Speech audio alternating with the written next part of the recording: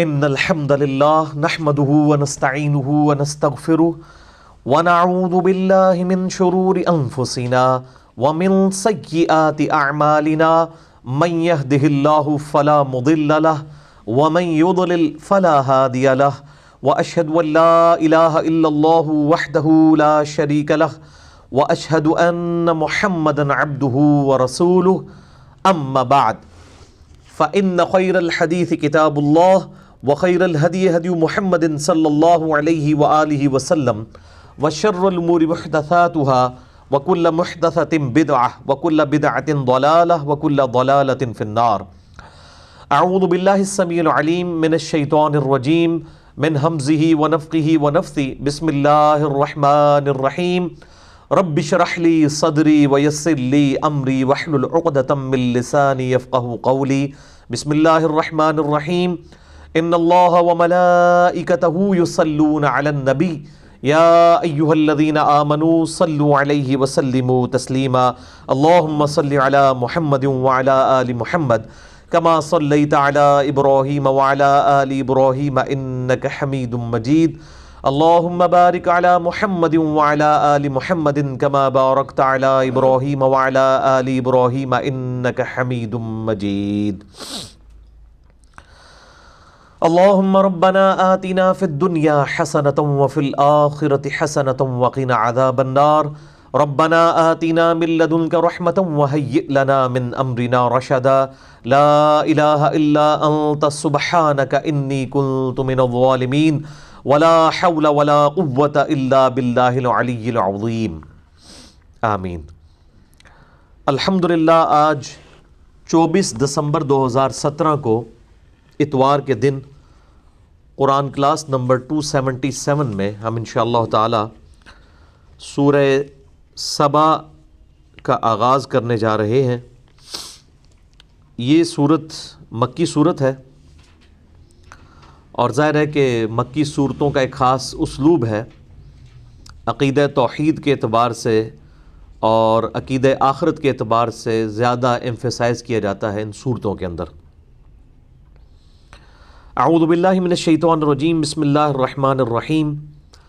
الحمد للہ الذی لہ ما فی السماوات وما فی الارض. تمام تعریفیں اس اللہ کے لیے ہیں کہ جو کچھ آسمانوں میں ہے اور جو کچھ زمین میں ہے وہ اسی کا ہے.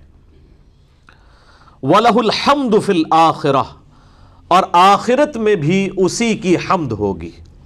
جو سورہ الزمر کے آخری رکوع کے اندر آتا ہے نا کہ قیامت والے دن پھر جنتیوں کا جو ترانہ ہوگا وہ الحمدللہ رب العالمین ہوگا.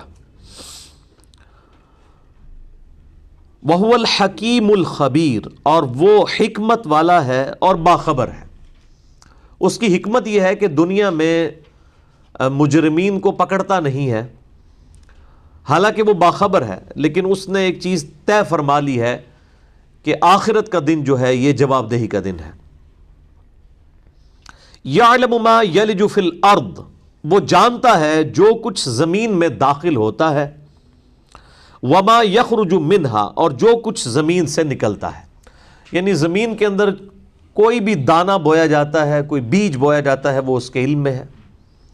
اور پھر اس بیج میں سے کیا کھیتی نکلنی ہے، درخت نکلنا ہے، اس نے کس حد تک بلند ہونا ہے اور اس کے ساتھ کیا معاملات آگے چلنے ہیں، پھل پھول کے اعتبار سے، یہ ساری کی ساری چیزیں اللہ تعالیٰ کے علم میں ہیں. وما ينزل من السماء وما يعرج فيها.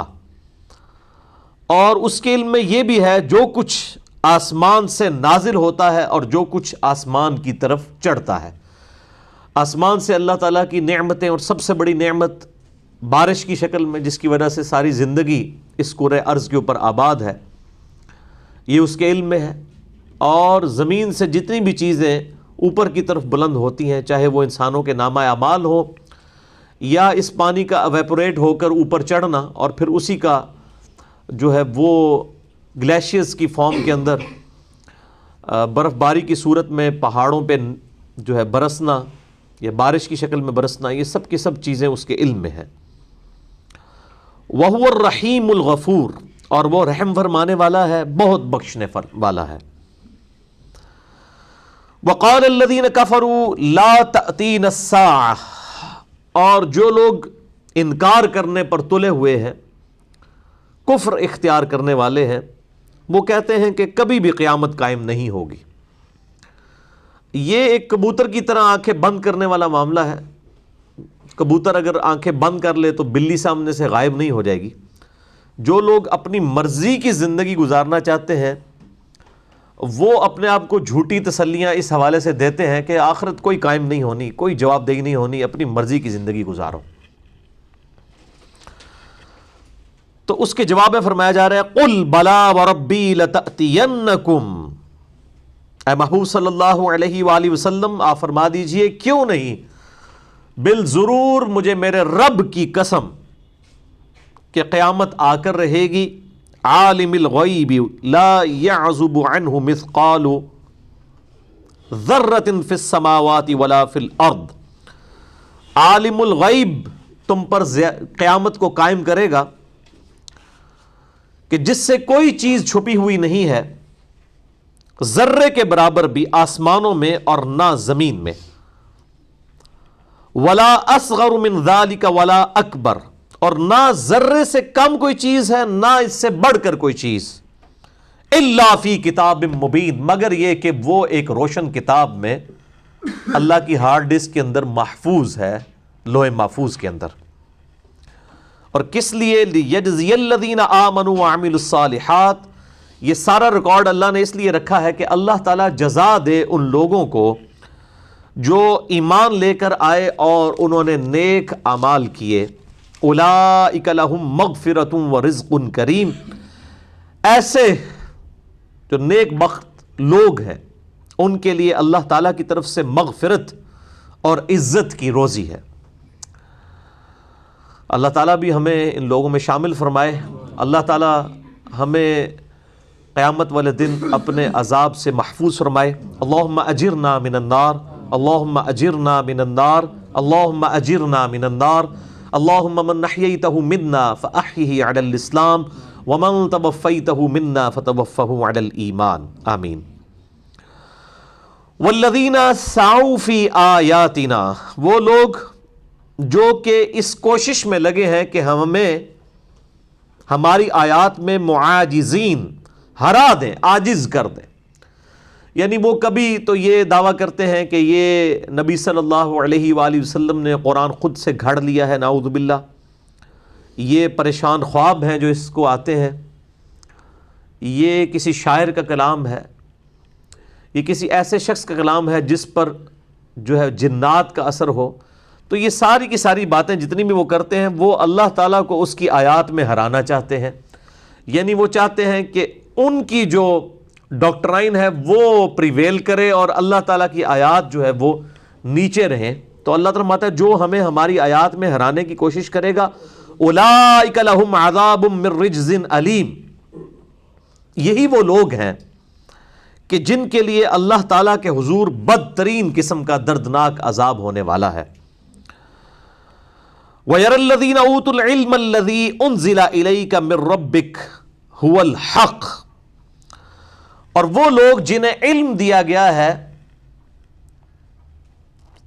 وہ اس چیز کو جو اے محبوب صلی اللہ علیہ وآلہ وسلم آپ کی طرف نازل ہوئی، یعنی یہ کتاب، اس کو وہ حق سمجھتے ہیں کہ یہ ان کے رب کی طرف سے نازل شدہ کتاب ہے۔ وَيَهْدِي إِلَىٰ صِرَاطِ الْعَزِيزِ الْحَمِيدِ، اور یہ قرآن وہ ہے جو کہ راستہ دکھاتا ہے اس اللہ کے راستہ کو، اللہ کا راستہ دکھاتا ہے جو کہ الحمید ہے، العزیز ہے، غالب ہے اور اپنی ذات میں خود ستودہ صفات ہے۔ وَقَالَ الَّذِينَ كَفَرُوا هَلْ نَدُلُّكُمْ عَلَىٰ رَجُلٍ يُنَبِّئُكُمْ، اور یہ کافر کہتے ہیں، یعنی طنز کرتے ہوئے نبی صلی اللہ علیہ وآلہ وسلم کی مخالفت میں مذاق کے طور پر یہ بات کہتے ہیں کہ ہم تمہیں ایک ایسے شخص کی خبر دیں جو تمہیں یہ خبر دیتا ہے اذا مزقتم کل ممزق، کہ جب تم مکمل طور پر مر کر ریزہ ریزہ ہو جاؤ گے، مٹی میں مل جاؤ گے، انکم لفی خلق جدید، تو بے شک تمہیں دوبارہ سے زندہ کر لیا جائے گا۔ ایک ایسا شخص ہے جو یہ بات کی خبر دیتا ہے کہ تمہیں مرنے کے بعد جب تم مر کے مٹی ہو جاؤ گے، ذرہ ذرہ ہو جاؤ گے، تو اس کا یہ دعویٰ ہے کہ تمہیں دوبارہ سے نئی زندگی دی جائے گی۔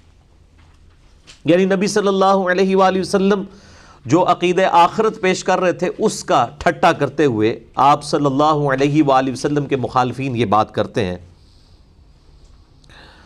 افترا علی اللہ کذبا، یا تو اس نے اللہ تعالیٰ کے اوپر جھوٹ باندھا ہے، یعنی جو پیغمبری کا دعویٰ کیا، نعوذ باللہ، ام بہ جنہ، یا پھر اس پہ جنات کا اثر ہے، دیوانگی ہے اس پر، بل الذین لا یؤمنون بالآخرۃ فی العذاب والضلال البعید، بلکہ اے نبی صلی اللہ علیہ وآلہ وسلم، آپ صلی اللہ علیہ وآلہ وسلم کی اس مخالفت میں اللہ تعالیٰ جواب دے رہا ہے کہ یہ بات نہیں ہے کہ نبی صلی اللہ علیہ وآلہ وسلم کو جھوٹی بات گھڑ کر اللہ پر لگا رہے ہیں، یا آپ صلی اللہ علیہ وآلہ وسلم پر کوئی مرض ہے جنون کا، نہیں، ایسا نہیں ہے، بل الذین لا یؤمنون بالآخرۃ فی العذاب والضلال البعید، بلکہ جو لوگ آخرت پر ایمان نہیں لاتے در حقیقت وہ بڑے عذاب میں جھونکے جائیں گے اور وہ کھلی گمراہی میں ہیں۔ آپ صلی اللہ علیہ وآلہ وسلم تو سیدھے راستے کے اوپر ہیں۔ افلم یروا الی ما بین ایدیہم وما خلفہم من السماء والارض، کیا انہیں یہ نظر نہیں آتا کہ انہیں آگے سے اور پیچھے سے آسمان اور زمین نے گھیر رکھا ہے؟ یعنی کوئی بھی شخص اس زمین سے تو بھاگ نہیں سکتا، آسمانوں کے حدود سے باہر نہیں نکل سکتا، اللہ تعالیٰ نے اسے ہر طرف سے گھیر رکھا ہے۔ کیا یہ چیز ان کے لیے عبرت کے لیے کافی نہیں ہے کہ اگر واقعی نبی صلی اللہ علیہ وآلہ وسلم کی بات سچ نکلی تو یہ عذاب سے بھاگ کے کہاں جا سکتے ہیں؟ ان نشاء نخسف بہم الارض او نسقط علیہم کسفا من السماء، اگر ہم چاہیں تو انہیں زمین میں دھسا دیں یا آسمان سے کوئی ٹکڑا عذاب کا ان کے اوپر نازل کر دیں۔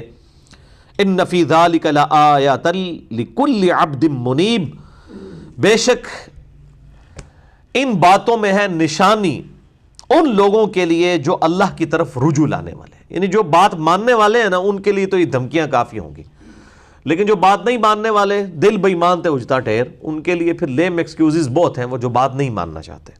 لیکن جو رجوع لانے والے لوگ ہیں، جو اللہ کی دھمکی سے ڈرنے والے لوگ ہیں، ان کے لیے یہ باتیں کافی ہو جائیں گی۔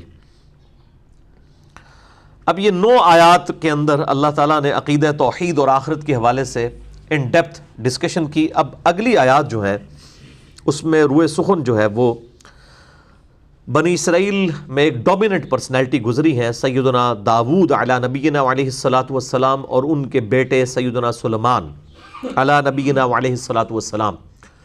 ان کو جو اللہ تعالیٰ نے نعمتوں سے نوازا تھا اس کا ذکر خیر آ رہا ہے۔ اور یہ قرآن حکیم کی خوبی ہے کہ قرآن حکیم میں ایک ہی ٹاپک جو ہے نا وہ مسلسل نہیں چلتا، تاکہ قرآن حکیم پڑھنے والے کو، سننے والے کو بوریت نہ ہو، کیونکہ اس کا سٹائل خطبے کا سٹائل ہے، تقریر کا سٹائل ہے، اور تقریر کا اصول یہی ہوتا ہے کہ ایک مرکزی ٹاپک ضرور ہوتا ہے، لیکن بات سمجھانے کے لیے بسا اوقات ادھر ادھر کی مثالیں دینی پڑتی ہیں، بسا اوقات کو واقعات بھی سنائے جاتے ہیں تاکہ انٹرسٹ جو ہے وہ اسی طریقے سے اس کے اندر قائم رہے۔ وَلَقَدْ آتَيْنَا دَاوُودَ مِنَّا فَضْلًا، اور بے شک ہم نے داؤد کو اپنی طرف سے فضل عطا فرمایا تھا۔ ہم اردو میں سے لفظ داؤد بولتے ہیں، یہ لفظ داوود ہے، واو کے اوپر الٹا پیش ہے، داوود۔ یا جبال اوبی معہ والطیر، ہم نے پہاڑوں کو یہ حکم دے دیا تھا کہ اے پہاڑوں اور پرندوں کو بھی کہ تم داود کے ساتھ تسبیح بیان کرو اللہ کی۔ وَأَلَنَّا لَهُ الْحَدِيدَ، اور ہم نے لوہے کو ان کے ہاتھ میں نرم کر دیا تھا۔ یہ معجزہ تھا حضرت داؤد علیہ السلام کا کہ لوہا ان کے ہاتھ میں اس طرح نرم تھا جس طرح آٹا گوندا جاتا ہے، اس طریقے سے وہ لوہے کو گوند کر لوہے کے ذریعے زرہ بنا لیا کرتے تھے۔ یہ اللہ تعالیٰ نے ان کو ایک ہنر سکھایا تھا اور ایک معجزہ بھی عطا فرمایا تھا۔ یہ پرماننٹلی اٹیچ معجزہ تھا اور اس کے ذریعے وہ اپنی گزر بسر کرتے تھے۔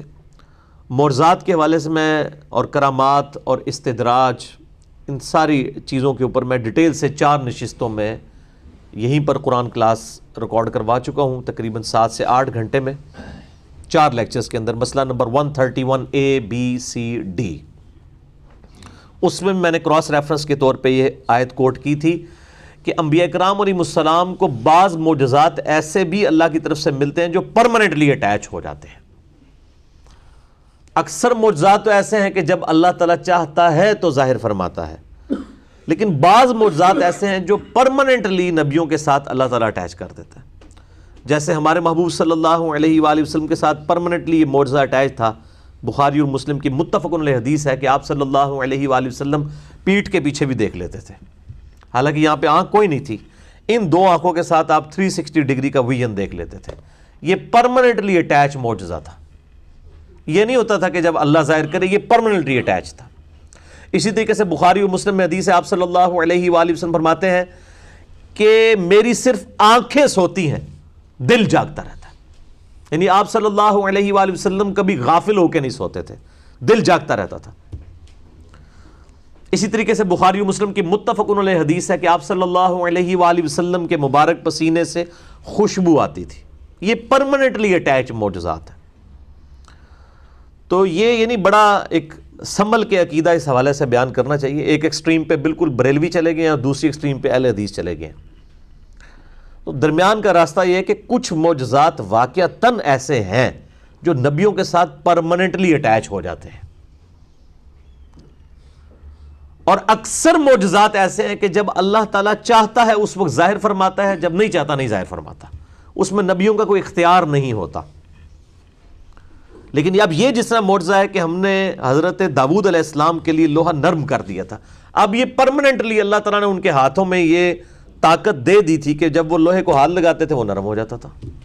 یہ معجزہ پرماننٹلی اٹیچ تھا۔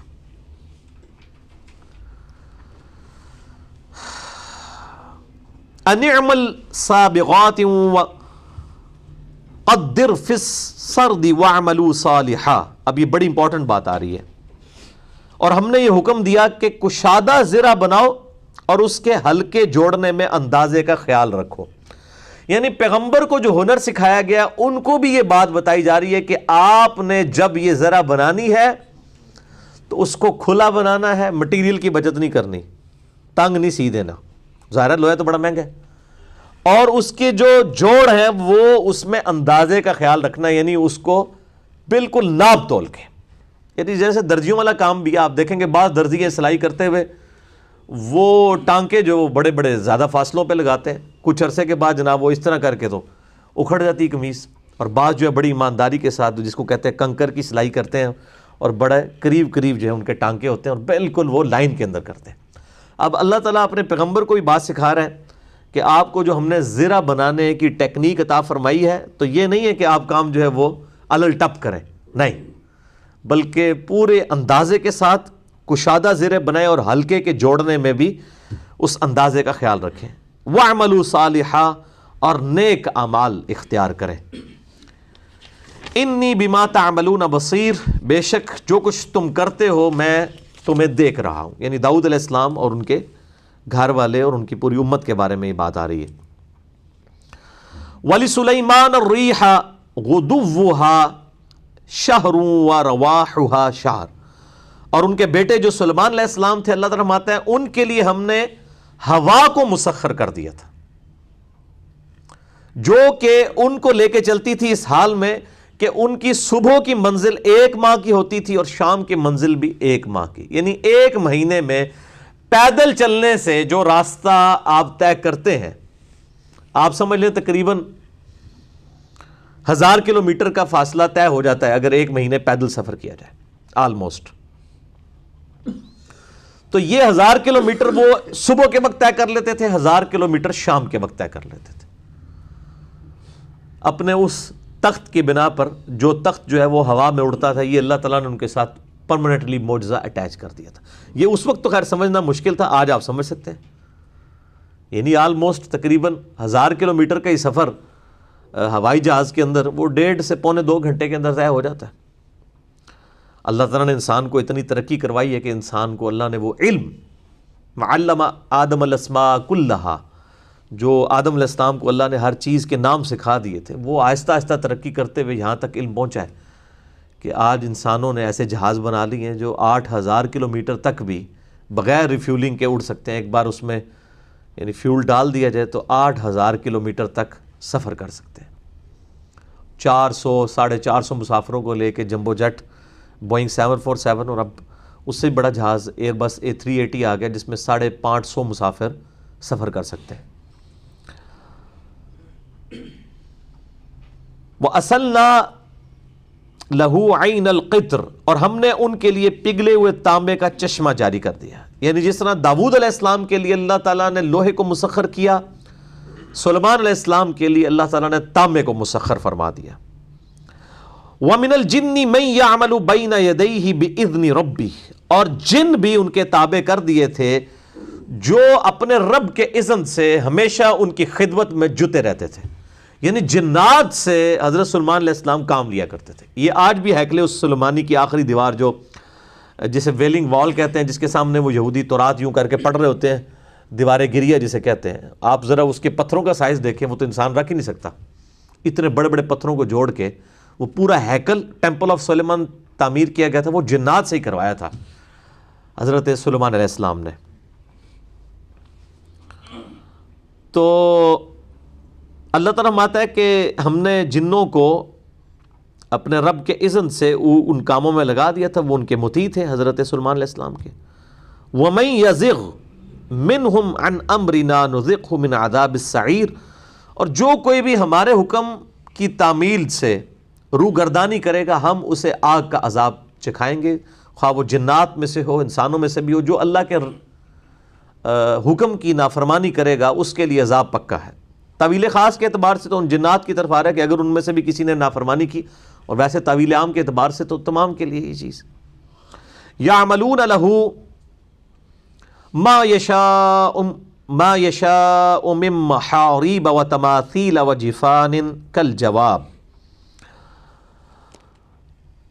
وہ بناتے تھے، یعنی جو جنات ہیں وہ کیا جو ہے وہ ڈیوٹی پرفارم کرتے تھے حضرت سلیمان علیہ السلام کے حکم سے؟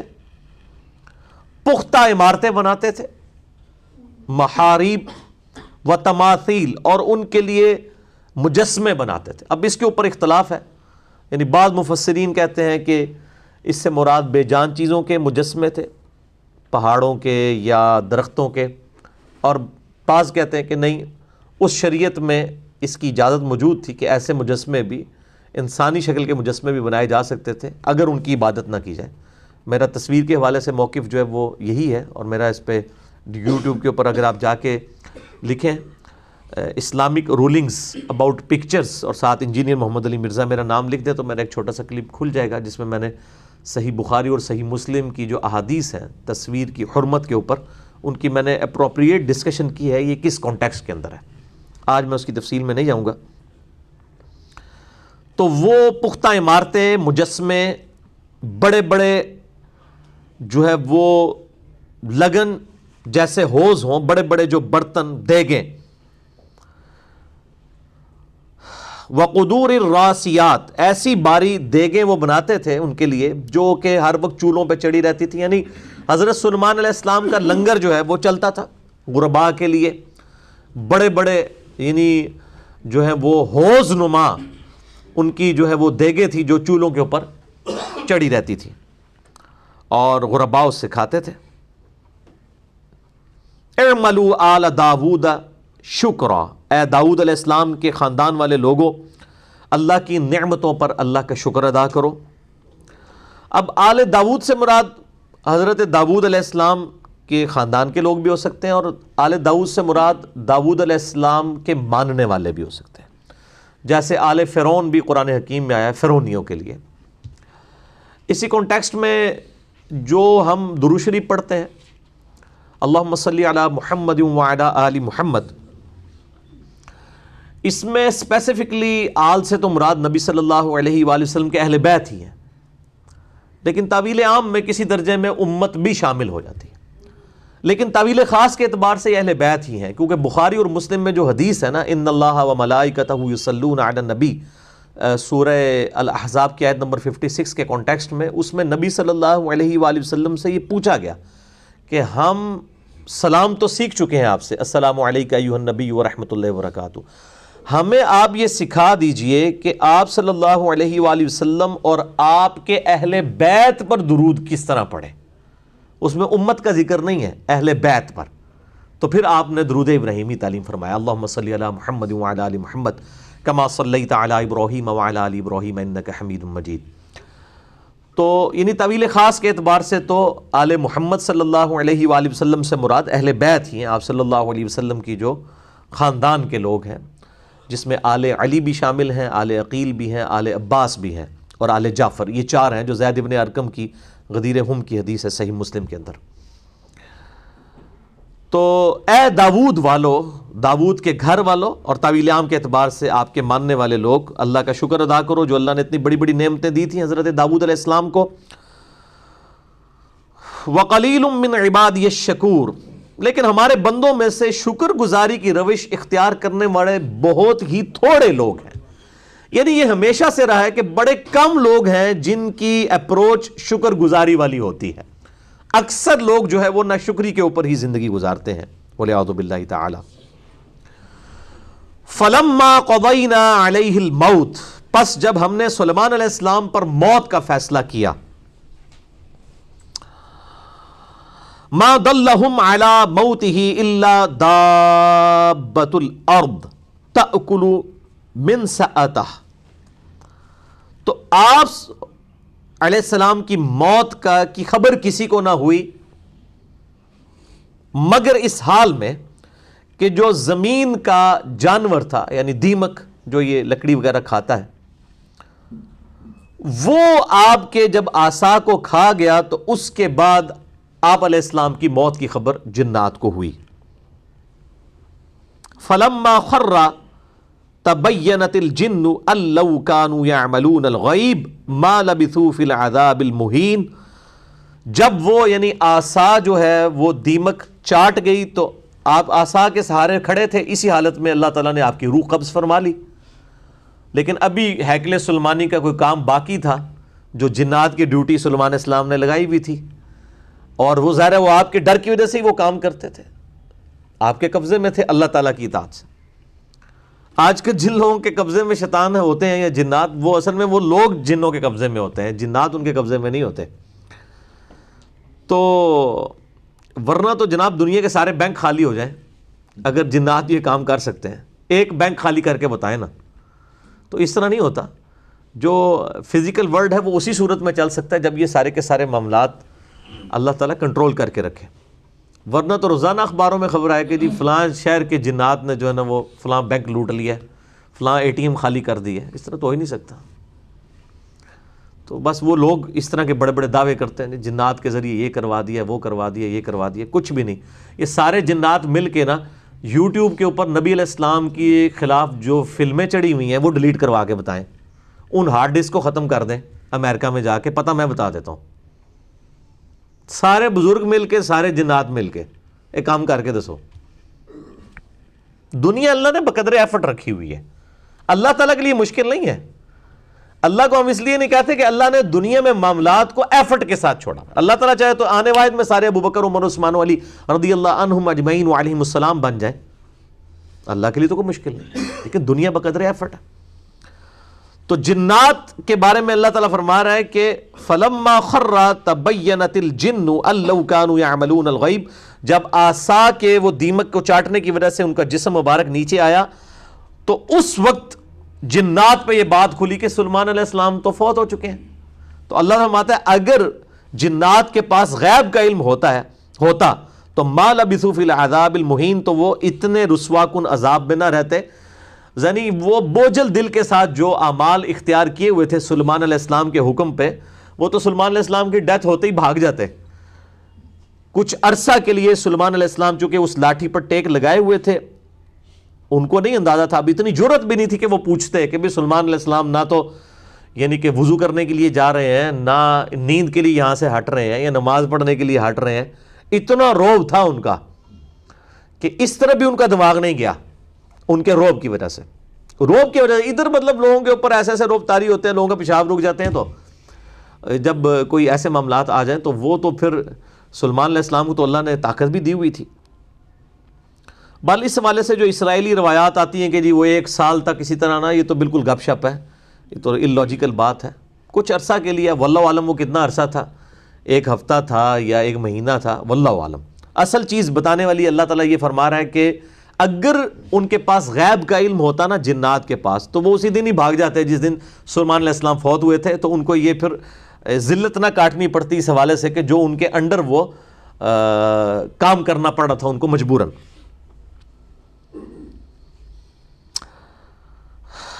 اب قوم سبا کا ذکر آ رہا ہے. ان کا ڈیٹیل ذکر سورۃ النمل میں بھی گزرا ہے. جب جو ملک سبا کی جو ملکہ تھی بلقیس، وہ مطیع ہو کر حضرت سلیمان علیہ السلام کے پاس آ گئی تھی. وہ پورا واقعہ تو وہاں پر آیا تھا. یہ اس زمانے کا ذکر نہیں ہے، یہ اس سے علاوہ کا ذکر ہے قوم سبا کا، جو یمن میں آباد تھی. لقد کان لسبأ فی مسکنہم آیہ، اسی سبا کے نام کے اوپر ہی سورت کا نام سورہ سبا ہے. قوم سبا کے ان مساکن میں بھی نشانی موجود ہے، یعنی ان کے جو کھنڈرات ہیں اور عرب کے لوگ تجارت کرتے وہاں سے گزرتے تھے. تو اللہ تعالیٰ فرما رہا ہے اس کے اندر بھی بہت بڑی عبرت کی نشانی موجود ہے کہ یہاں پر بھی کسی زمانے میں کوئی قوم آباد تھی.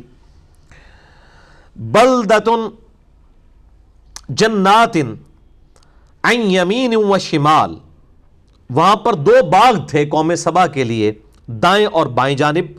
کلوا من رزق ربکم واشکروا لہ، اور اللہ نے حکم دیا ہوا تھا کہ اپنے رب کا یہ رزق کھاؤ. اب ظاہر آج طرح کی تو لوگوں کی مطلب وہ ڈیمانڈز نہیں تھی نا. آج کل تو ہماری کموڈٹیز کے فتنے کی وجہ سے ڈیمانڈز ہی بہت بڑھ گئی ہیں. اور مجھے اشفاق احمد صاحب کی بات یاد آئی، وہ کہتے تھے یار دعا کرو یہ تیل دنیا میں جو نکل آیا نا، یہ دوبارہ جناب تھلے زمین وڑ جائے تو دنیا سکون ہو جائے گا. یہ سارے کا سارے جو ہلچل مچی دنیا میں، یہ پٹرول کے نکلنے کی وجہ سے ہے نا. ورنہ تو جو بندہ کراچی میں تھا وہیں پہ جو کچھ اگتا تھا کھا پی لیتا تھا. اب کراچی کی مصنوعات جو ہیں وہ اسلام آباد میں کھائی جا رہی ہیں، اسلام آباد کی جو ہے کراچی میں، بلکہ دوسرے ملکوں کی آ رہی ہیں. یہ سب کچھ اس پٹرول اور تیل کی وجہ سے ہوا ہے نا. تو اتنی ہلچل مچ گئی ہے. تو اس وقت تو لوگوں کی زندگی یہ ہوتی تھی کہ زمین میں کھیتی باڑی کرتے تھے، 1 سال کے اناج پورے ہو جاتے تھے، اپنی زندگی گزارتے تھے. یہ 8 سے 100 150 سال 200 سال پہلے تک یہی صورتحال تھی. یہ تو جب انڈسٹریل ایج شروع ہوئی ہے تو یہ فتنے کموڈٹی کے شروع ہوئے ہیں. اور اشفاق احمد صاحب نے بڑی اچھی بات کی تھی. وہ کہتے تھے کہ 1967 میں 1967 میں وہ کہتے ہیں میری تنخواہ کا 1% بھی ان چیزوں کے اوپر نہیں لگتا تھا جو کہ اب 2004 کے اندر تنخواہ کا 70% اس کے اوپر لگ جاتا ہے. ظاہر ہے وہ آسائشیں لوگوں کی بڑھ گئی نا. اب آپ یہ دیکھ لیں، یعنی اسکول کالجز کے جو اسٹوڈنٹس ہیں یہی کتنے بڑے فتنے میں پڑے ہوئے ہیں، موبائل والے. اور آپ دیکھ لیں اگر آپ اپنے اوپر غور کریں تو آپ اکثر ان چیزوں کو استعمال کر رہے ہیں اس زمانے کی وجہ سے کہ جو 8 سے 50-60 سال پہلے جن چیزوں کا بالکل وجود ہی نہیں تھا، ان کے اوپر خرچہ ہی نہیں ہوتا تھا. ایک ہی صابن تھا جس سے لوگ سر بھی دھوتے تھے، کپڑے بھی دھوتے تھے اور نہا بھی لیتے تھے. لیکن اب آپ صابن کی اقسام دیکھ لیں. سر کے لیے شیمپو ہی الگ ہے، منہ پہ لگانے والا جو ہے صابن الگ سے ہے، جسم پہ لگانے والا الگ سے ہے، کپڑوں والے معاملات الگ سے ہیں. پھر یہ بجلی کے جو بل دینے پڑ رہے ہیں سارے، بجلی تو ہے ہی نہیں تھی نا، سکون تھا. بجلی کی تو دریافت تقریباً 250-300 سال پہلے ہوئی ہے. ہمارے ملکوں میں تو خیر یہ بہت بعد میں آئی ہے، 70-80 سال پہلے ہی یہ آنا شروع ہوئی ہے. تو کتنا سکون تھا. تو اللہ تعالیٰ ہمارے قوم سبا کو ہم نے 2 باغات دیے ہوئے تھے، اسی کے اوپر ان کا گزارا تھا، ایک دائیں طرف والا ایک بائیں طرف والا. کھاؤ اس رزق میں سے اب جو رب نے دیا ہے اور اس کی نعمتوں کا شکر ادا کرو. بلدۃ طیبۃ ورب غفور، کتنا پاکیزہ وہ شہر تھا اور کتنا مغفرت فرمانے والا وہ رب کہ جس نے یہ نعمتیں ان لوگوں کو عطا فرمائیں. فأعرضوا فأرسلنا عليهم سيل العرم وبدلناهم بجنتيهم جنتين ذواتا أكل خمط اللہ تعالیٰ فرماتا ہے ہماری نعمتوں سے انہوں نے ناشکری کی، منہ پھیر لیا، تو ہم نے ان پر تند و تیز سیلاب کا عذاب ان پر بھیجا، تو ان کی وہ جو باغات تھے ان کو تباہ و برباد کر دیا۔ اور ان باغات کے بدلے میں اللہ تعالیٰ نے ان کو 2 باغ اور عطا کیے، لیکن وہ کیسے تھے؟ ذواتا اکل خمط واثل وشیء من صدر قلیل، کڑوے تھے، جھاڑ جھنکار والے، ترش فروٹ والے، اور چند بیری کے درخت تھے، یعنی وہ اللہ تعالیٰ نے نعمت چھین کے ان کو اس سے کم درجے کی نعمت عطا فرمائی۔ ذالک جزیناہم بما کفروا، یہ بدلہ تھا ان کی ناشکری کا۔ ویسے کفر کا لفظ ہم عموماً تو سمجھتے ہیں مطلب جو کافر سے مراد ہم لے رہے ہوتے ہیں جو اللہ کو نہ ماننے والا ہو، وہ عقیدے میں ضرور کافر ہے۔ ایک عملاً کفر بھی ہوتا ہے کہ آپ اللہ کو مان رہے ہو لیکن اللہ کی نہ مان رہے ہو، وہ بھی کفر ہے۔ کفران نعمت اردو میں بھی ہم لفظ استعمال کرتے ہیں، ناشکری اختیار کرنا۔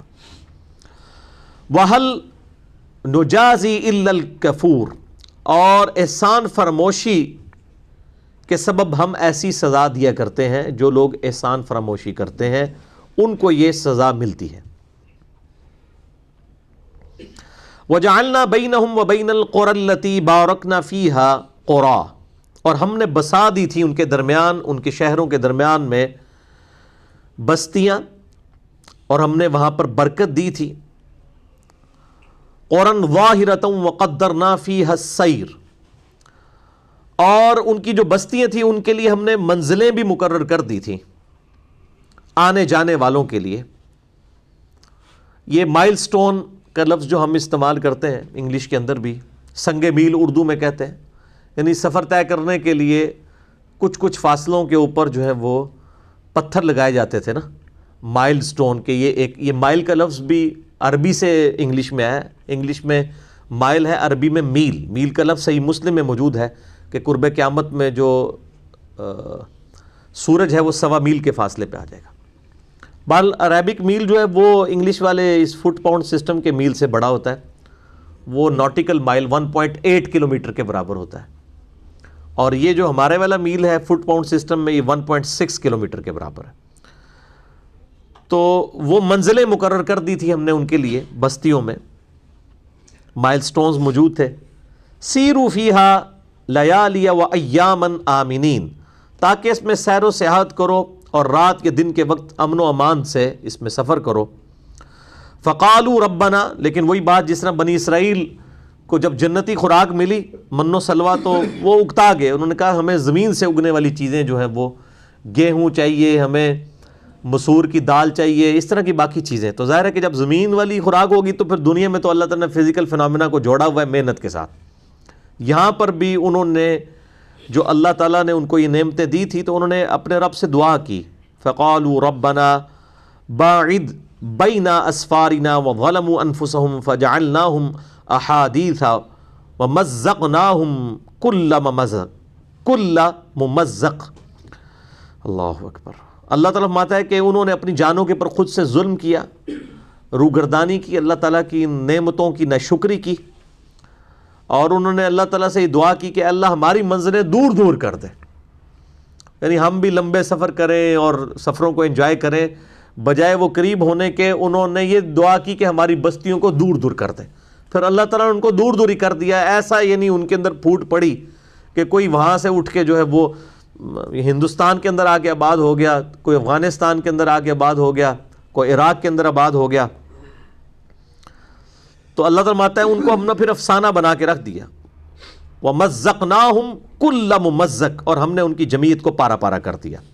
إِنَّ فِي ذَلِكَ لَآيَاتٍ لِكُلِّ صَبَّارٍ شَكُورٍ، بے شک یہ جتنی بھی گفتگو کی گئی سبا، قوم سبا کی جو حالت بیان کی گئی، اس کے اندر نشانیاں ہیں ہر صبر کرنے والے کے لیے، شکر کرنے والے کے لیے، یعنی دنیا میں تکالیف آئیں گی ان پہ صبر کرنا ہوگا، اور اللہ کی جو گیون نعمتیں ہیں ان کے اوپر جو ہے وہ شکر گزاری کی روش اختیار کرنی ہوگی۔ اب میرے بھائیو اگلی 2 آیات بہت اہم ہیں۔ شیطان کے کانٹیکسٹ میں اللہ تعالیٰ نے ایک بہت بڑا ٹروتھ ریویل کیا ہے، اور اس حوالے سے آج ہی ایک کلپ بھی ہم نے چڑھایا ہے یوٹیوب کے اوپر، مسئلہ نمبر 114 میرا ریکارڈ ہوا تھا سورہ ابراہیم کی آیت نمبر 22 کے کانٹیکسٹ میں، کہ شیطان جو ہے اس کو اللہ تعالیٰ نے فزیکل زور انسان کے اوپر نہیں دیا ہوا، وہ زبردستی کسی کو برائی کی طرف یا نیکی کی طرف جانے سے روک نہیں سکتا، برائی کی طرف لگا نہیں سکتا۔ یہ ہو نہیں سکتا کہ آپ ارادہ کریں مسجد میں جانے کا اور شیطان سامنے آ کے کھڑا ہو جائے کہ میں تمہیں مسجد میں داخل نہیں ہونے دوں گا، یہ کبھی بھی نہیں ہوگا۔ وہ صرف دعوت دیتا ہے، وہ سورہ ابراہیم کے اندر آیا، اور وہ کلپ میرا یوٹیوب کے اوپر چڑھا ہے، شیطان سے قیامت کے دن آخری ملاقات۔ آپ یہ یوٹیوب پر لکھیں نا، شیطان سے قیامت میں آخری ملاقات جو انسان کی ہونے والی ہے، جس میں وہ انسان کو کہے گا کہ آج مجھے ملامت مت کر، اپنی جان کو ملامت کر، مجھے اللہ نے تجھ پہ کوئی زور نہیں دیا تھا سوائے اس کے کہ میں صرف دعوت دیتا تھا اور تو نے میری دعوت کو قبول کر لیا۔ بس ویسے ہی شیطان ڈلاتا ہے نا۔ میں اکثر کہتا ہوں کہ اگر گورنمنٹ یہ اناؤنسمنٹ کر دے کہ جو فجر کی نماز جماعت سے پڑھے گا، پہلی صف میں پڑھنے والے کو 1,00,000 روپیہ ملے گا، دوسری والے کو 50,000 روپیہ، دنیا کے سارے شیطان مل کے نا ایک بندے کی فجر نہیں چھڑوا سکتے۔ کیا خیال ہے؟ دنیا کے سارے شیطان مل کے انسانوں میں جو سب سے بڑا شیطان ہے نا، اس کی بھی فجر نہیں چھڑوا سکتے، کیونکہ دنیا نقد ہے نا، آخرت ادھار ہے۔ تو یہ سارے انسان کا اپنا ارادہ ہے، ول ہے۔ بات وہ کلپ ضرور دیکھیں، شیطان سے قیامت میں آخری ملاقات، انجینئر محمد علی مرزا صاحب لکھ کے آپ یوٹیوب پر لکھیں تو انشاءاللہ ایک کلپ کھل جائے گا، تقریباً 10 سے 11 منٹ کا ہے، اس میں نے ڈیٹیل سے گفتگو کی ہے، اور ایک ڈیٹیل 2 گھنٹے کا لیکچر ہے، مسئلہ نمبر 79، اللہ، انسان اور شیطان، یہ ایک ٹرائنگل بنتی ہے نا، یہ سارے کا سارا معاملہ ان تین، دیکھنا اللہ اور انسان کے درمیان جو چیز حائل ہے وہ شیطان ہے، اس طرف جانے سے روکتا ہے، فزیکلی نہیں، صرف دعوت کی حد تک۔ وہ بخاری مسلم میں حدیث ہے کہ ہر شخص کے ساتھ اللہ تعالیٰ نے ایک فرشتہ اٹیچ کر دیا ہے اور ایک جن بھی، شیطان۔ فرشتہ اسے نیکی کی طرف بلاتا ہے، شیطان اسے برائی کی طرف، وہ اللہ نے بیلنس کیا ہوا ہے۔ حتیٰ کہ ایک صحابی نے جرأت کر کے پوچھا، اللہ کے محبوب صلی اللہ علیہ وآلہ وسلم آپ کے ساتھ بھی؟ آپ فرمایا ہاں میرے ساتھ بھی، لیکن اس کو اللہ نے میرا مطیع کر دیا ہے، تو میرے ساتھ جو جن اٹیچ ہے وہ بھی اب مجھے نیکی کی طرف ہی دعوت دیتا ہے۔ آپ صلی اللہ علیہ وآلہ وسلم کے علاوہ کوئی شخص ایسا نہیں ہے، آپ صلی اللہ علیہ وآلہ وسلم کی امت میں جو شخص یہ دعویٰ کرے کہ میرے ساتھ شیطان کوئی اٹیچ نہیں ہے، مجھ سے غلطی نہیں ہو سکتی، ایسا نہیں ہو سکتا۔ وہ نبی صلی اللہ علیہ وآلہ وسلم کی ہی خصوصیت ہے، ما ضل صاحبکم وما غوا، تمہارے نبی نہ کبھی بہکے ہیں اور نہ کبھی بے راہ چلے ہیں۔ وما کا وَلَقَدْ صَدَّقَ علیہم ابلیس ظنہ، اور بے شک ابلیس نے اپنا گمان سچ کر دکھایا۔ ایک تو وہ قوم سبا کے اعتبار سے، اور ایک جرنل ہے کہ جو اس نے اللہ تعالیٰ کے ساتھ یہ وعدہ کیا تھا کہ میں اکثریت کو گمراہ کر دوں گا، اللہ تعالیٰ فرماتا ہے اس نے اپنا وعدہ پورا کر دیا۔ یہ بہت خطرناک خبر ہے۔ اللہ تعالیٰ خود اس چیز کو ایکسیپٹ کر رہا ہے کہ شیطان نے جو دعویٰ کیا تھا کہ میں اکثریت کو گمراہ کر دوں گا، بے شک اس نے سچا کر دکھایا اپنا وہ گمان۔ فَاتَّبَعُوهُ إِلَّا فَرِيقًا مِّنَ الْمُؤْمِنِينَ، سب کے سب ہی اس کے پیچھے چل پڑے ہیں سوائے چند مومنین کے۔ اللہ نے یہ بات مان لی خود کہ ایسا ہی ہوا ہے، جو شیطان نے کیا تھا اس نے کر دکھایا۔ وَمَا كَانَ لَهُ عَلَيْهِم مِّن سُلْطَانٍ، اور شیطان کا کوئی بھی زور نہیں ہے کسی کے اوپر، مگر یہ کہ إِلَّا لِنَعْلَمَ مَن يُؤْمِنُ بِالْآخِرَةِ، یعنی وہ شیطان کو اللہ نے جو تھوڑا سا یہ وسوسے دلانے والا اختیار بھی دیا ہے، یہ بھی اللہ تعالیٰ نہ دیتا، لیکن یہ صرف اس لیے دیا ہے تاکہ اللہ تعالیٰ جانچ لے من یؤمن بالآخرہ، جو آخرت پر یقین رکھنے والا ہے، ایمان رکھنے والا ہے، اس کو جانچے کہ واقعی وہ اللہ تعالیٰ سے غائب میں جو ہے وہ ڈرتا ہے، اللہ کو بغیر دیکھے ہوئے اس کو مانتا ہے، اس کے پیغمبروں کی اطاعت اختیار کرتا ہے۔ اس کے لیے اللہ تعالیٰ نے یہ ایک سلسلہ شروع کیا۔ یعنی کوئی پوچھ سکتا ہے کہ بھئی شیطان کو پیدا کرنے کا کیا مقصد تھا، انسان کے اوپر یہ مسلط کرنے کا؟ تو وہ اللہ تعالیٰ ہمارا اس لیے کہ تاکہ جو لوگ آخرت پر ایمان رکھتے ہیں ان کو جانچ ہو جائے، ممن ہوا منہا فی شک، کون سا ہے جو آخرت پر ایمان لانے والا ہے اور کون ہے جو کہ شک میں مبتلا ہونے والا ہے۔ وَرَبُّكَ عَلَىٰ كُلِّ شَيْءٍ حَفِيظٌ، اور تمہارا پروردگار ہر چیز پر نگہبان ہے۔ اللہ تعالیٰ نے ہر چیز کو ٹائنیس ڈیٹیل تک کنٹرول کیا ہوا ہے، یعنی اللہ تعالیٰ نے ہر بندے کا ریکارڈ رکھا ہوا ہے۔ یعنی اگر یہ فرشتے نہ بھی نوٹ کریں، اللہ تعالیٰ کے علم میں ہر شخص کا نامہ اعمال ہے کہ اس نے کیا کیا، کس وقت اس نے کن سرکمسٹانسز، کن حالات و واقعات کے اندر یہ ڈیسیژن کیا۔ یعنی دنیا کو تو لوگ دھوکہ دے سکتے ہیں کہ جی میری تو مجبوری تھی، میں یہ نہ کرتا تو اور کیا کرتا۔ وہ اللہ تعالیٰ فیصلہ کر دے گا کہ یہ تو نے جو کیا ہے، جو کچھ کیا تو اس سے بہتر یہ۔ اب کئی لوگ ہیں یعنی سرکاری یعنی نوکریوں کے اندر وہ یعنی رشوت کی روش اختیار کرتے ہیں اور وہ پلی یہ لیتے ہیں جی بس گزارا نہیں ہوتا تھا کیا کریں۔ حالانکہ اسی پوسٹ کے اوپر ایسے لوگ بھی موجود ہوتے ہیں، چاہے وہ کم ہوتے ہیں، جو کہ حلال اور حرام کی تمیز کرتے ہیں، اور بسا اوقات ان کو اپنی جان بھی دینی پڑ جاتی ہے۔ آپ دیکھ لیں یہ ہمارے جو FIA کے ملازمین ہیں، جو فیڈرل انویسٹیگیشن ایجنسی، اس کے اندر کئی ایک لوگ جب کریٹیکل کیسز کی پیروی کر رہے ہوتے ہیں تو ان کو شہید کر دیا جاتا ہے۔ کئی انسپیکٹر شہید ہوئے ہیں، حالانکہ ان کو پہلے آفرز کی جاتی ہیں کروڑوں میں، لیکن وہ خدا سے ڈرتے ہوئے یعنی بے ایمانی کی روش اختیار نہیں کرتے تو ان کو پھر اپنی جان سے ہی ہاتھ دھونا پڑتا ہے۔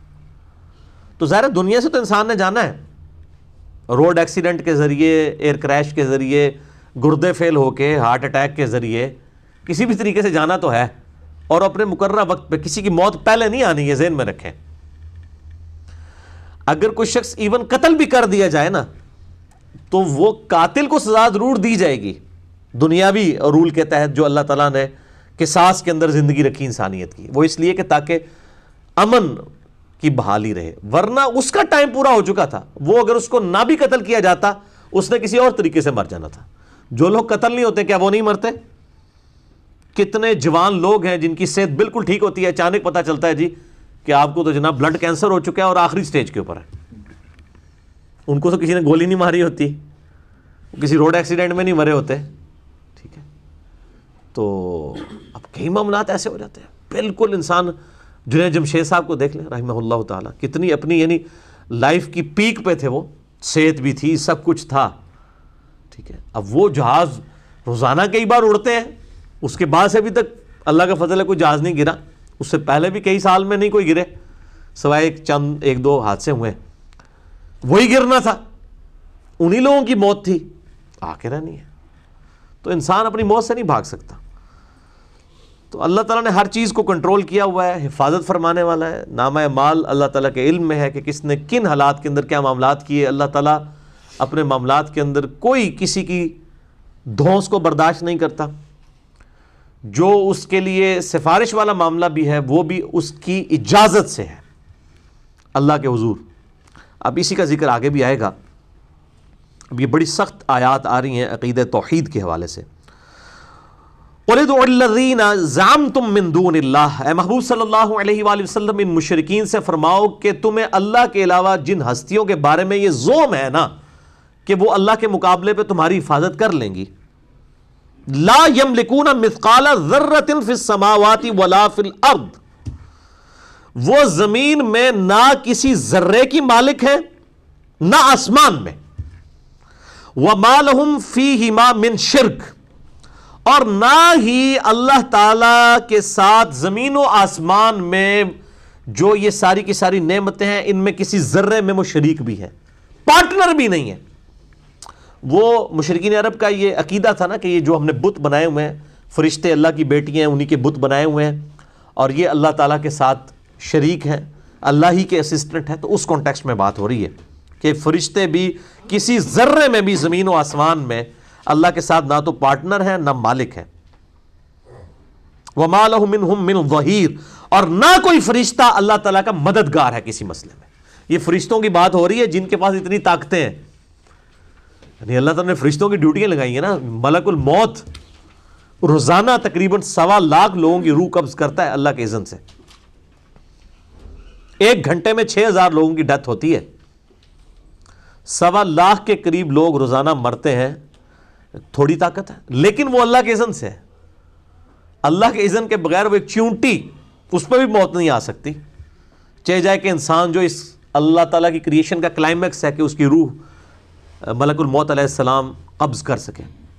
اسرائیل کا لفظ بھی ہم استعمال کرتے ہیں. ہمارے مفسرین میں سے بھی امام ابن جریر رحمہ اللہ تعالی المتوفی 310 ہجری تفسیر تبری میں انہوں نے ملک الموت کے لیے اسرائیل کا لفظ استعمال کیا. ہمارے سلف سے بھی ثابت ہے.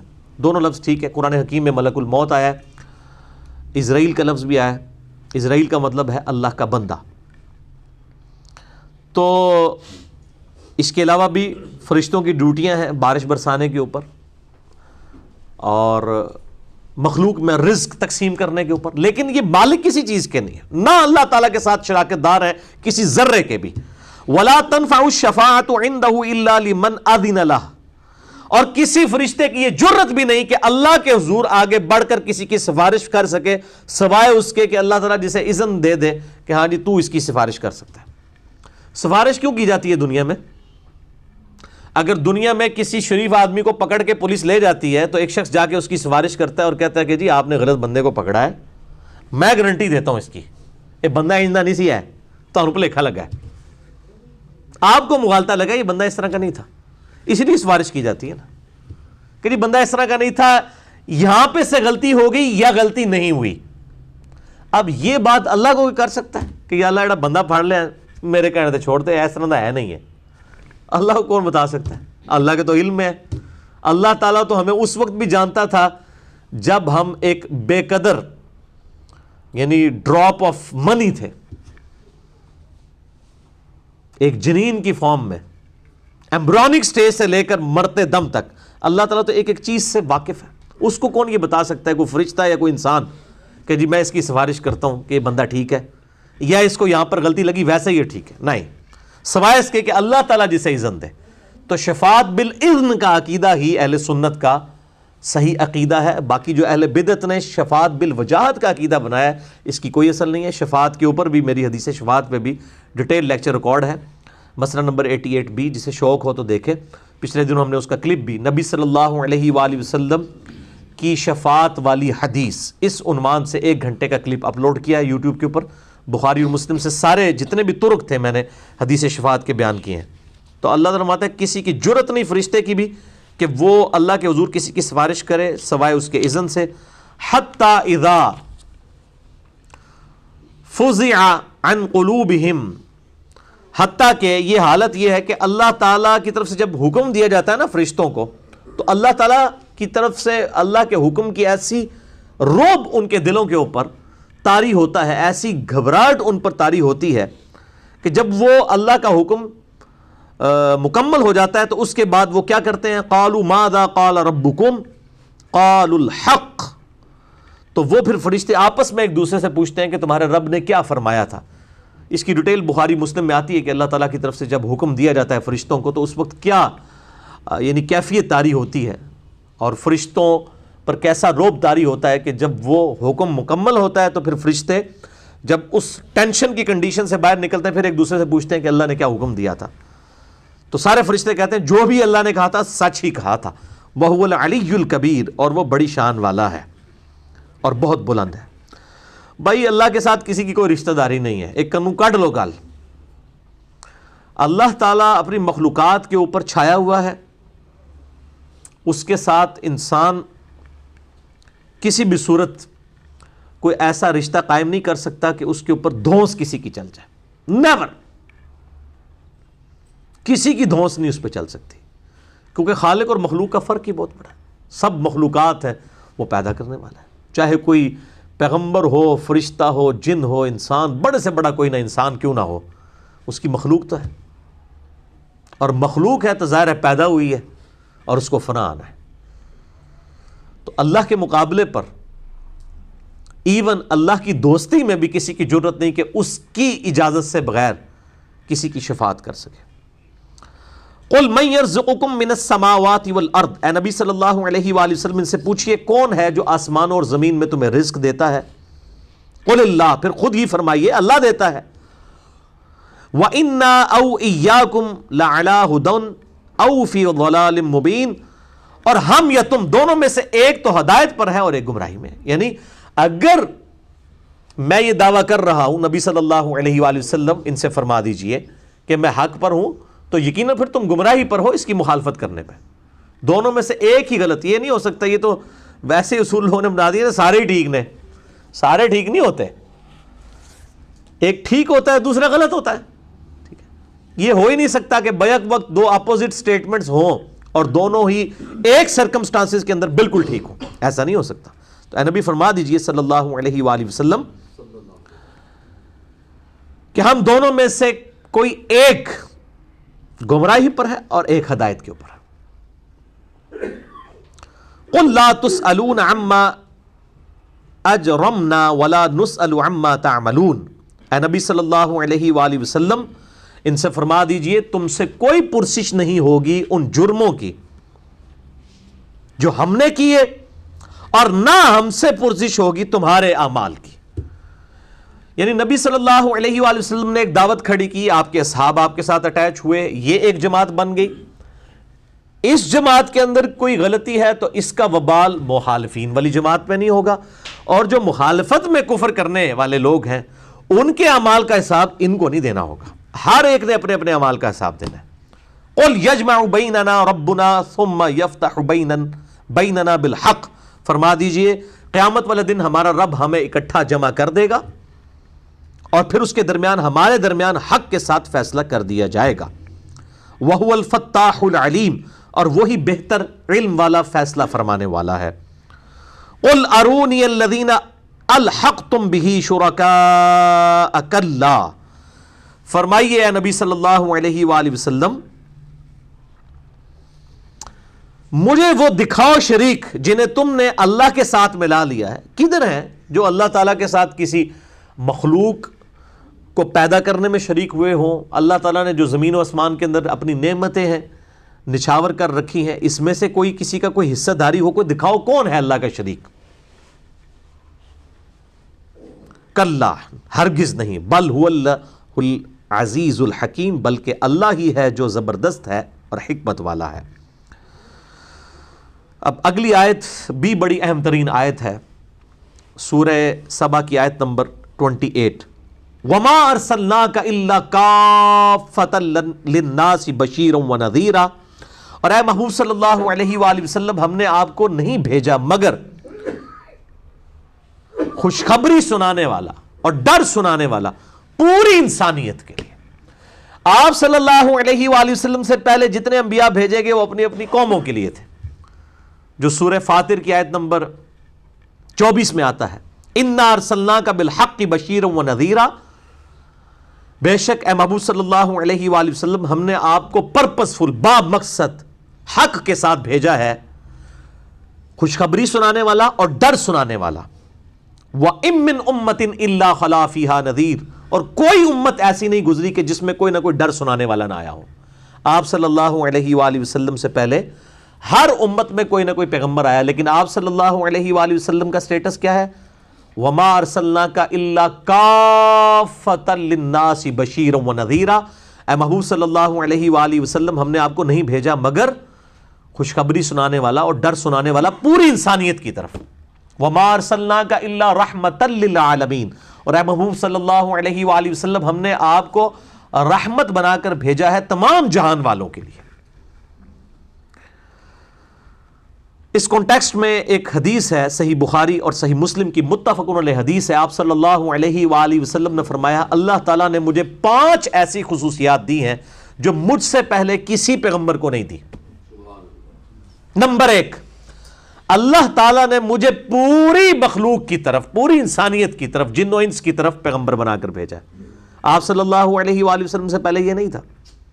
اور یہ بھی یاد رکھیں کہ جو انسانوں کے پیغمبر ہیں یہی جنات کے پیغمبر بھی ہوتے ہیں, جنوں کے اندر کبھی کوئی پیغمبر نہیں آیا.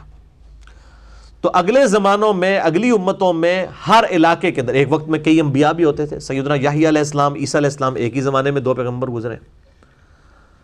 ہر امت کی طرف الگ سے ایک پیغمبر آتا تھا, ہر گروہ کی طرف الگ سے آتا تھا. لیکن ہمارے محبوب صلی اللہ علیہ وآلہ وسلم قیامت تک کے لیے پوری انسانیت کی طرف پیغمبر بھیجے گئے ہیں. اور آپ صلی اللہ علیہ وآلہ وسلم پر سلسلہ نبوت بھی ختم فرمایا گیا. ما کان محمد ابا احد من رجالکم ولکن رسول اللہ وخاتم النبیین. محمد صلی اللہ علیہ وآلہ وسلم تم مردوں میں سے کسی کے باپ نہیں ہیں یعنی وہ زید ابن حارثہ کے باپ نہیں ہیں، اور نہ ہی آپ کا کوئی بیٹا جوانی کی عمر تک پہنچے گا کہ اسے بھی پیغمبر بنایا جائے۔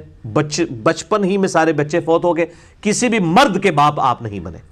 وَلَٰكِن رسول اللہ و خاتم النبیین، بلکہ آپ اللہ کے رسول ہیں اور نبوت کی مہر ہیں آپ صلی اللہ علیہ وآلہ وسلم، اور مہر ڈاکومنٹ کے اینڈ پہ لگائی جاتی ہے، جس کے بعد ڈاکومنٹ میں کوئی چیز ایڈ کرنا جرم ہوتا ہے۔ سیل آف دی پروفٹ ہے آپ صلی اللہ علیہ وآلہ وسلم، جیسے مہر لگا کے ڈاکومنٹ کو ختم کر دیا جاتا ہے، اس طریقے سے آپ صلی اللہ علیہ وآلہ وسلم مہر نبوت ہے۔ یہ وہ قادیانیوں نے جو مطلب لیا وہ بالکل غلط ہے، ان کو تو مہر کا مطلب ہی نہیں پتا، اور وہ خاتم کی وجہ سے لیا۔ ٹھیک ہے، خاتم کا مطلب مہر ہے، لیکن مہر کی اپروپریٹ جو تفسیر ہے وہ یہی بنتی ہے۔ اس حوالے سے میں ڈیٹیل سے لیکچر دے چکا ہوں قادیانیت کے رد پہ، مسئلہ نمبر 40 ہے، خاتم اور خاتم کا جو فرق ہے۔ اس حوالے سے احادیث میں خاتم کا لفظ آیا، قرآن میں خاتم آیا، یہ دونوں چیزیں بیک وقت نبی صلی اللہ علیہ وآلہ وسلم پر پوری اترتی ہیں۔ تو پہلی خصوصیت یہ کہ پوری انسانیت کے پیغمبر بنا کے بھیجا گیا۔ دوسرا، مال غنیمت کو میرے لیے حلال کر دیا گیا۔ اگلے انبیاء میں جو جنگوں میں کافروں سے مال غنیمت ملتا تھا وہ اوپن میدان میں رکھا جاتا تھا، ایک غیب سے آگ آتی تھی جلا کے راکھ کر دیتی تھی، لیکن آپ صلی اللہ علیہ وآلہ وسلم کی امت کے لیے مال غنیمت کافروں کا جنگ میں چھوڑا ہوا سامان حلال کر دیا گیا۔ تیسرا، پوری زمین کو میرے لیے سجدہ گاہ بنا لیا گیا، یعنی آپ صلی اللہ علیہ وآلہ وسلم سے پہلے نماز صرف مسجد میں پڑھی جا سکتی تھی، لیکن آپ صلی اللہ علیہ وآلہ وسلم کی برکت سے اللہ تعالیٰ نے یہ آسانی دے دی کہ پوری زمین پاک ہے، آپ صلی اللہ علیہ وآلہ وسلم کا امتی جہاں چاہے وہ نماز پڑھ سکتا ہے، زمین ساری کی ساری پاک ہے، اللہ یہ کہ کہیں پہ نجاست ہو، وہ ایک الگ سے چیز ہے۔ اچھا، چوتھی چیز، ایک ماہ کی مسافت سے اللہ تعالیٰ نے کافروں پر میرا رعب ڈال دیا، یعنی آپ صلی اللہ علیہ وآلہ وسلم کے امت کا رعب اللہ نے کافروں پر ڈال دیا، اور یہ تھا جب تک یہ امت واقعی اس ٹریک پہ تھی نا، اس امت کا رعب تھا۔ ایک مہینے کی مسافت سے کافروں پر، رومن اور پرشین امپائر کے اوپر رعب تھا، تبھی تو انہوں نے گھٹنے ٹیک دیے قادسیہ اور یرموک کے اندر۔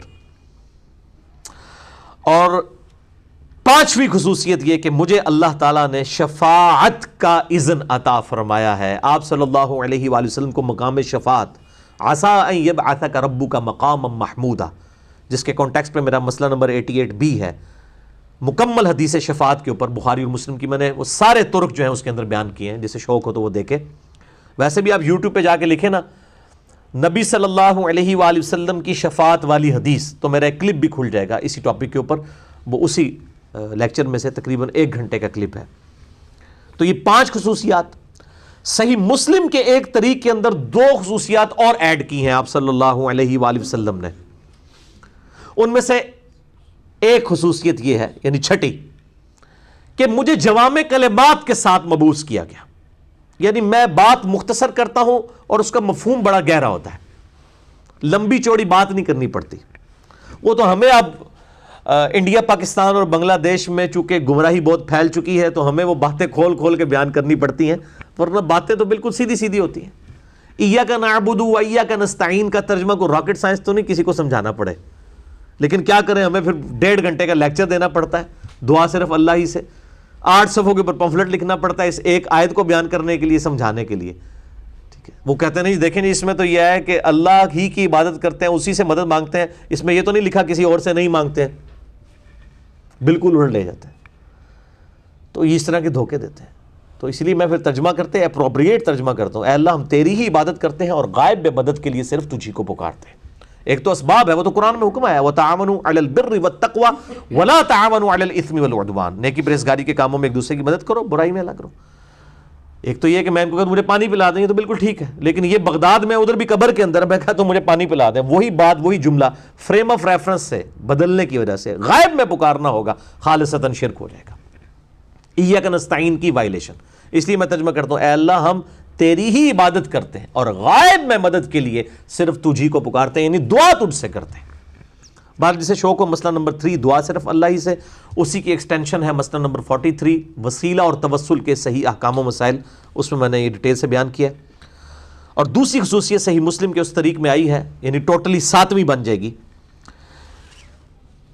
وَخُتِمَ بِيَ النَّبِيُّونَ، اور نبوت کا سلسلہ مجھ پہ ختم کر دیا گیا۔ یہاں پر لفظ خاتم نہیں خاتم والا لفظ آیا ہے زیر کے ساتھ کہ نبوت کا سلسلہ مجھ پر ختم کر دیا گیا، اب میرے بعد کوئی نبی نہیں آئے گا۔ تو آپ صلی اللہ علیہ وآلہ وسلم خاتم بھی ہیں اور خاتم بھی۔ یہ 7 خصوصیات بنی، اور ایک 8ویں ہے جو بخاری اور مسلم کی متفق علیہ حدیث ہے کہ اللہ تعالیٰ نے ہر نبی کو کوئی نہ کوئی معجزہ دیا تھا، مجھے اللہ تعالیٰ نے وہی کا معجزہ عطا فرمایا ہے، اور میں اللہ سے امید کرتا ہوں قیامت والے دن سب سے زیادہ پیروکار میرے ہوں گے، کیونکہ معجزہ سب سے بڑا ہے۔ تو یہ 8 خصوصیات نبی صلی اللہ علیہ وآلہ وسلم کی ایسی ہیں جو کسی پیغمبر کو نہیں دی گئی ہیں۔ نمبر 1، آپ کو پوری انسانیت کے لیے پیغمبر بنا کر بھیجا۔ نمبر 2، آپ صلی اللہ علیہ وآلہ وسلم کے لیے ساری زمین سجدہ گاہ بنا دی گئی۔ نمبر 3، آپ صلی اللہ علیہ وآلہ وسلم کے لیے مال غنیمت، کافروں کا چھوڑا ہوا سامان جنگ میں حلال کر دیا گیا۔ نمبر 4، آپ صلی اللہ علیہ وآلہ وسلم کی امت کا رعب 1 مہینے کی مسافت سے کافروں کے اوپر ڈال دیا گیا۔ نمبر 5، آپ صلی اللہ علیہ وآلہ وسلم کو مقام شفاعت ملا۔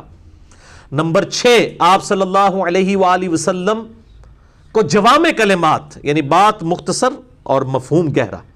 اب یہ دیکھ لیں، انما الاعمال بالنیات، اعمال کا دار و مدار نیتوں پر ہے۔ بخاری مسلم دونوں میں حدیث ہے، بخاری کی پہلی حدیث یہی ہے، مشکات میں بھی پہلی حدیث یہی ہے۔